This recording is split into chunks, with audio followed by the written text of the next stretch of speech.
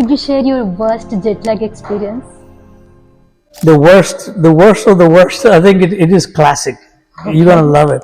We were going to attend my brother's wedding in India 30 years ago, Okay.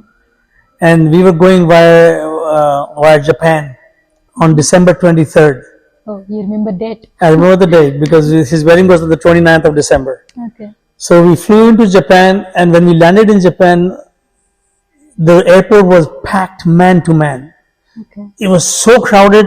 When we came to our counter, our plane was backing out of the gate. Oh my God, that's Okay, scary. and that to me was like, what is happening? I said, can we stop the plane? I mean, we are not at fault.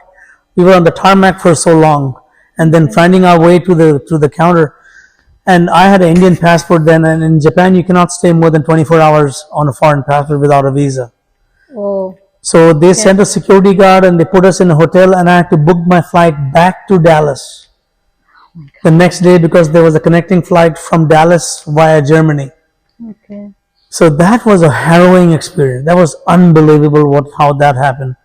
And then we flew back from Dallas, going Dallas to Germany, and Germany to New Delhi. Oh, But yeah, things can happen like that. Craziest things can happen on the flight. Always anticipate, the worst.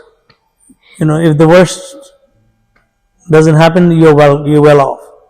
yeah. But you plan for that. You always plan for the worst. That's whatever one of my thinkings I tell my kids. If you plan for the worst and the worst doesn't happen, you have nothing to lose. That's a great one. But because if it does, you are the only one prepared for it. Yes. And we were not prepared for what happened that day.